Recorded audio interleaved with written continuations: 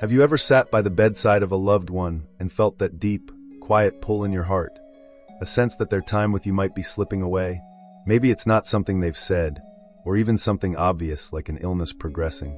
It's more subtle than that. You notice little changes, the way they speak, how much energy they seem to have, or even how they interact with the world around them. If this sounds familiar, you're not alone. Many people go through moments like these, wondering if what they're seeing is part of normal aging or something deeper. I remember sitting with my grandmother during her final months. She was always such a vibrant woman, full of stories about her childhood, sharp as a tack when it came to remembering details, and endlessly curious about life. But one day, I noticed she wasn't finishing her meals anymore. At first, I thought maybe she just didn't like the food we were bringing her. Then I realized it wasn't about taste, it was about appetite. That small change made me pause because it felt different. And over time, other signs began to emerge, ones that now make perfect sense, but at the moment left me feeling unsure and searching for answers. That's why today, we're going to talk about 6 signs that could indicate your loved one's time may be nearing. These aren't meant to scare you or fill you with dread. They're here to help you prepare emotionally and practically, so you can make the most of the time you still have together. Because let's face it, no one teaches us how to navigate these moments. We stumble through them, hoping we're doing the right thing. My goal is to give you some clarity and comfort as you walk this path. Before we dive in, though, I want to make one thing crystal clear. This video is for informational purposes only.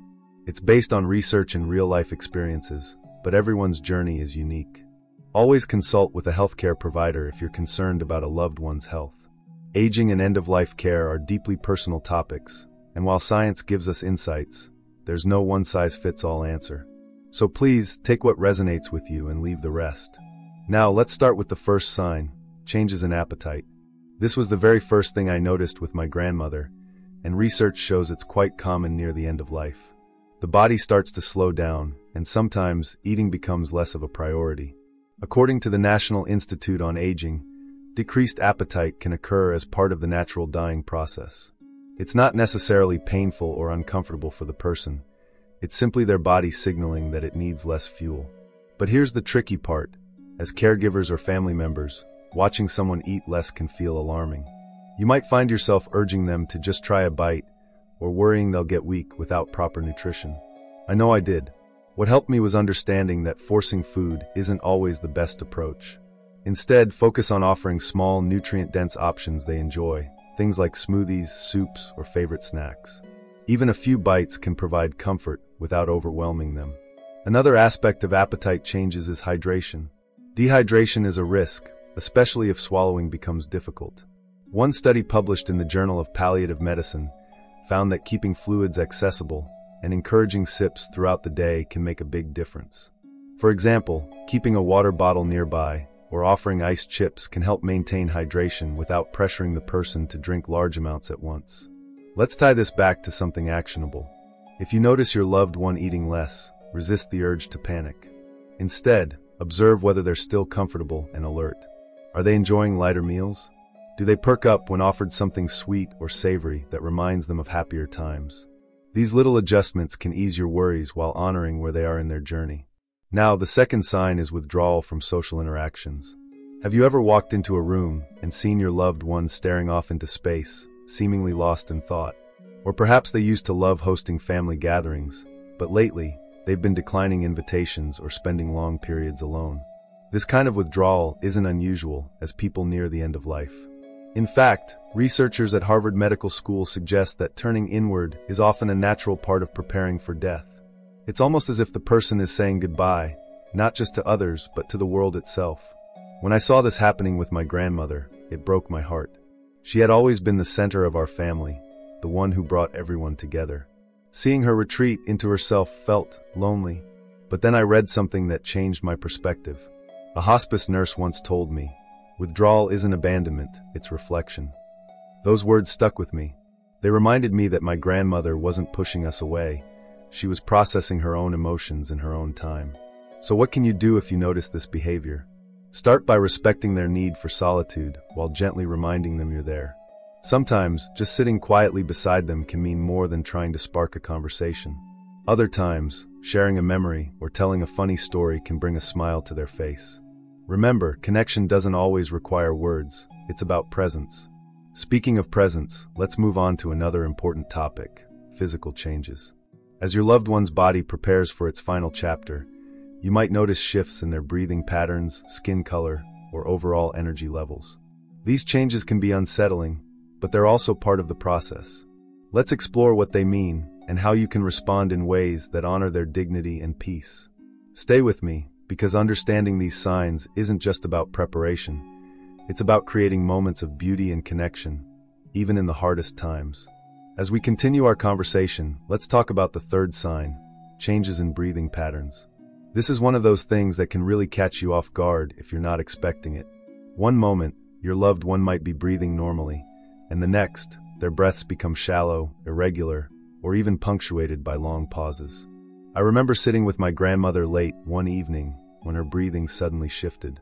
It wasn't labored, exactly, but it was different. At first, I panicked, thinking something was wrong. But after speaking with her doctor, I learned that this is actually quite common as the body begins to wind down. Research from the American Lung Association explains that these changes happen because the brain starts to prioritize essential functions over others. Breathing may slow or become uneven as the body conserves energy. Sometimes you'll hear what's called the death rattle, which sounds like fluid in the throat. While it can be alarming to hear, studies show that it's usually not painful for the person experiencing it. What helped me cope during those moments was focusing on creating a peaceful environment.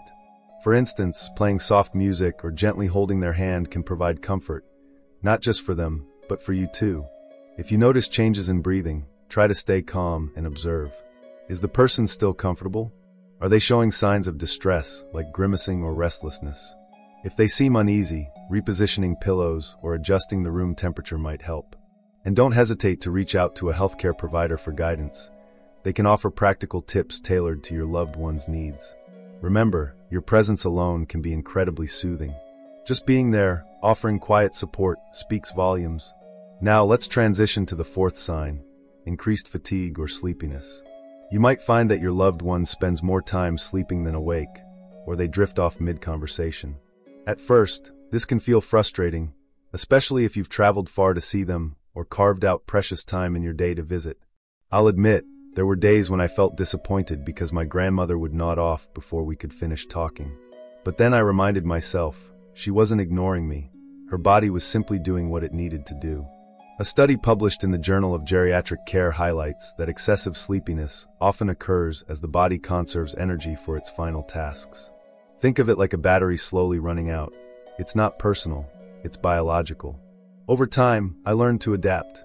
Instead of pushing for longer conversations, I'd sit quietly beside her, holding her hand or reading aloud from her favorite book.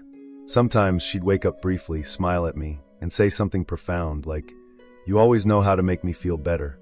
Those small moments became treasures I'll carry with me forever. If you're noticing increased fatigue in your loved one, resist the urge to fight it. Instead, embrace it as part of their journey. Use this time to reflect on your own emotions, write down memories, or simply be present. If you want to connect, consider shorter, more meaningful interactions. Share a story, sing a song, or bring in photos to look at together. These little gestures can create lasting impressions, even if they don't respond right away. Another aspect of increased fatigue is understanding the importance of rest for both the caregiver and the patient. Caring for someone nearing the end of life can be physically and emotionally draining. Many people think they have to do it all on their own, but that's simply not true. Research shows that taking breaks, asking for help, or leaning on support systems can improve your ability to care for your loved one. I once met a woman named Margaret who cared for her husband during his final months. She told me, "I used to feel guilty taking time for myself, but then I realized I couldn't pour from an empty cup." Her honesty stuck with me because it's so true. Self-care isn't selfish, it's necessary. Speaking of caring for others, let's shift gears slightly and talk about another critical sign: changes in cognition or awareness. Have you ever noticed your loved one getting confused about time, place, or even who's around them? Maybe they call you by a different name or talk about people who aren't there. This kind of disorientation can be unsettling, but it's also a natural part of the process. The brain undergoes significant changes as the body prepares for death, and these shifts can affect memory and perception. One study from the National Institutes of Health found that altered consciousness often occurs in the final weeks or days of life. It's not a sign of suffering, it's the mind beginning to detach from the physical world. When I saw this happening with my grandmother, I had to remind myself that she wasn't losing her mind, she was transitioning. There were moments when she'd speak to her late sister as if she were standing right there, and instead of correcting her, I'd simply listen. Those conversations gave me insight into her inner world and strengthened my connection with her. If you encounter confusion or disorientation, approach it with compassion. Avoid arguing or trying to reorient them to reality. That can cause frustration for both of you. Instead, validate their feelings and go along with the narrative they're sharing. For example, if they mention seeing someone who has passed, you might say, "That must feel comforting to see them again." This gentle acknowledgement can ease anxiety and foster a sense of peace. Let's pause here for a moment and acknowledge that navigating these signs isn't easy. Each one brings its own set of challenges, and it's okay to feel overwhelmed. That's why it's so important to lean on resources like hospice care, counseling, or support groups. These professionals are trained to guide you through difficult moments and offer strategies to enhance quality of life for both your loved one and yourself. Now that we've covered these 4 signs, changes in appetite, withdrawal from social interactions, altered breathing patterns, and cognitive shifts, let's move on to 2 more key indicators that can deepen your understanding of this profound journey. Because while these signs can be hard to witness, recognizing them allows you to focus on what truly matters, creating meaningful connections and honoring your loved one's dignity every step of the way. Stay with me. We're going to explore how moods and emotional expressions change during this time, and why paying attention to these subtle cues can make all the difference. As we continue this journey together, let's talk about the 5th sign, changes in mood or emotional expression. This is one of those areas that can feel particularly confusing because emotions near the end of life don't always follow a predictable pattern. One day, your loved one might seem calm and content, while the next, they could appear restless, irritable, or even tearful. I remember sitting with my grandmother when she suddenly became agitated, asking questions like, "Why isn't anyone helping me?" or "When will this be over?" It was heartbreaking to hear, but after speaking with her hospice nurse, I realized these shifts are not uncommon. Studies from the Mayo Clinic suggest that fluctuating moods can occur as the body and mind adjust to the dying process. Pain, discomfort, or even unresolved feelings about life and relationships can surface during this time. For example, anxiety might stem from a fear of the unknown, while sadness could reflect a deep awareness of saying goodbye. When I saw my grandmother struggling emotionally, it helped me to reframe her behavior, not as something directed at me, but as a natural part of her transition. If you notice mood changes in your loved one, approach them with empathy and patience. Instead of taking their words personally, try to understand what they might be feeling beneath the surface. Are they scared? Lonely? Overwhelmed? Sometimes, simply acknowledging their emotions can bring relief. You might say, "I see you're feeling upset, and that's okay. I'm here with you." Other times, distraction can work wonders. A favorite song, a warm blanket, or even reminiscing about happy memories can shift the tone and provide comfort. One powerful tool for managing emotional ups and downs is touch. A gentle hand on the shoulder, holding their hand, or giving a light massage can communicate love and support without needing words. Research from the Journal of Palliative Medicine shows that physical touch releases oxytocin, often referred to as the bonding hormone, which can reduce stress and promote feelings of safety.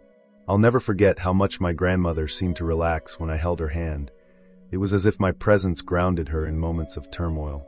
Now let's move to the 6th and final sign, heightened awareness of spirituality or existential reflection. Many people nearing the end of life begin to think deeply about their legacy, faith, or connection to something greater than themselves. They might ask big questions like, "Did I live a good life?" or "What happens after this?" Or they may express a desire to reconcile with estranged family members, seek forgiveness, or share final wishes. This spiritual awakening can take many forms, depending on the person's beliefs and values. My grandmother, who had always been devoutly religious, spent hours praying or reading passages from her Bible during her final weeks. She also asked me to write letters to each of her grandchildren, sharing advice and blessings she wanted them to carry forward. At first, I found it difficult to confront the gravity of these requests, but later, I realized how meaningful they were, for her and for us. These acts of closure gave her peace and left behind a treasure trove of memories for our family. If your loved one shows signs of spiritual searching, encourage and support their journey. Whether it's arranging visits from a chaplain, playing hymns or meditative music, or simply listening as they reflect on their life, your role is to honor their process. Don't worry if you don't have all the answers. Sometimes, just being present is enough. If they want to discuss unresolved issues or make amends, help facilitate those conversations if possible. Experts in palliative care emphasize that finding closure can significantly improve emotional well-being during this time. Of course, navigating these 6 signs comes with its own set of challenges. As caregivers or family members, we often face obstacles like fatigue, guilt, or uncertainty about whether we're doing enough. It's easy to fall into the trap of thinking, I should be stronger, or I need to fix everything. But here's the truth. You don't have to have it all figured out. None of us do. What matters most is showing up, even on the hard days, and doing the best you can with what you have. Let me share a story that illustrates this point. A few years ago, I met a man named Joe who cared for his wife during her battle with cancer. He told me he felt completely unprepared for the emotional toll it took on him. Some days, I'd sit in the car after visiting her and just cry, he said. But then I'd remind myself that she needed me, and so I'd pull myself together and go back inside. What struck me most about Joe's story was his honesty. He didn't pretend to be perfect. Instead, he leaned on friends, joined a caregiver support group, and allowed himself to feel whatever came up. By the end, he said, I wasn't just caring for her, I was learning how to care for myself too. That's such an important lesson. Caring for someone nearing the end of life requires resilience, and building that resilience starts with self-compassion. Give yourself permission to rest, ask for help, and acknowledge your own emotions. Remember, you're human, and it's okay to feel overwhelmed. Studies from institutions like Johns Hopkins University highlight that caregivers who prioritize their mental health are better equipped to handle stress and provide compassionate care.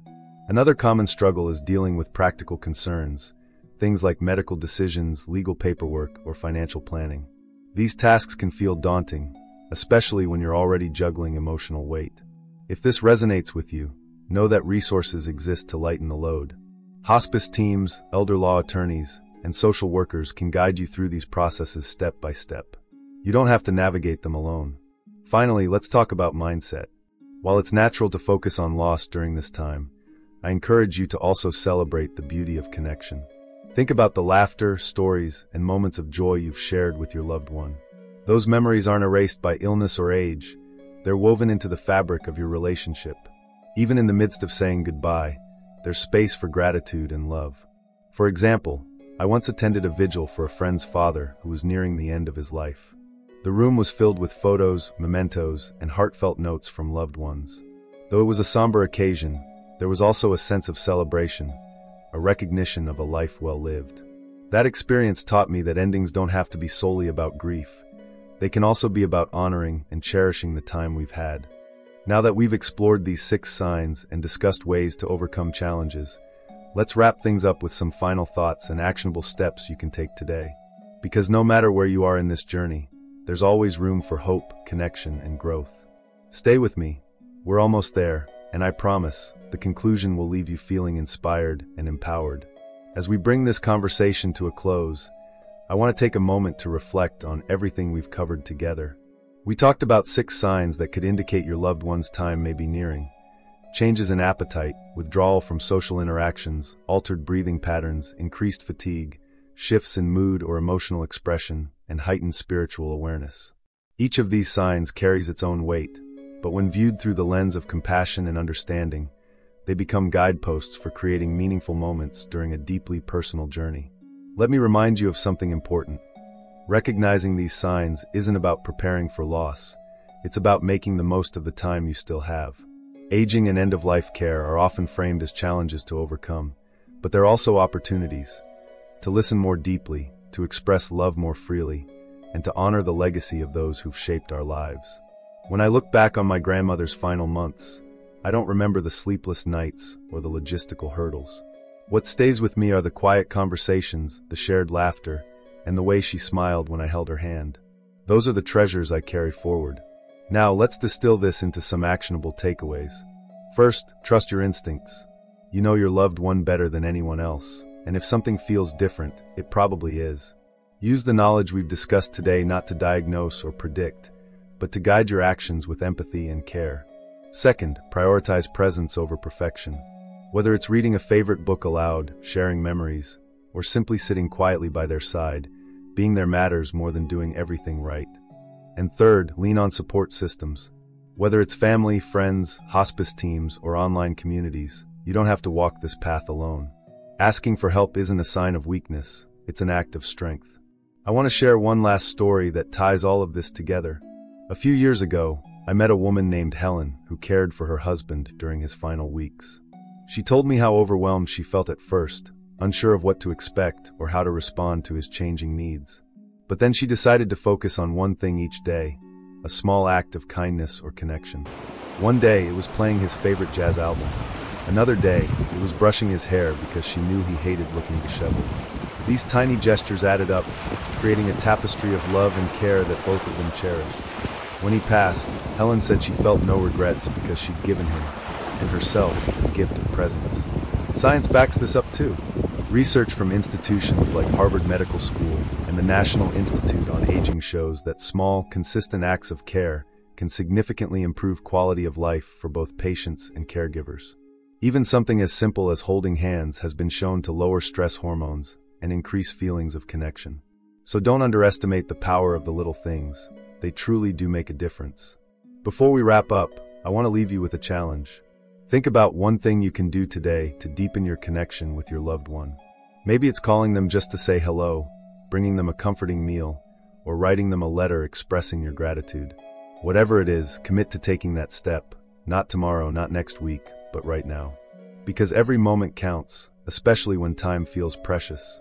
And here's the good news, you're already doing so much. Simply by watching this video, you're showing that you care enough to learn, grow, and show up for the people who matter most to you. That's something to be proud of. If you found this information helpful, I'd love for you to share it with others. Aging and end-of-life care are topics many of us shy away from, but they don't have to be scary or isolating. The more we talk about them openly, the more we can support one another. Speaking of support, if you enjoyed this video, please give it a thumbs up and consider subscribing for more content like this. I'm passionate about helping people navigate life's toughest moments with grace and resilience, and I'd be honored to continue this journey with you. Also, don't forget to leave a comment below. I'd love to hear which of these tips resonated with you or any experiences you'd like to share. Your stories inspire others, and together, we can build a community rooted in compassion and understanding. Finally, I want to leave you with this thought. Aging doesn't mean losing your health, vitality, or purpose. It means redefining them in ways that align with where you are in life.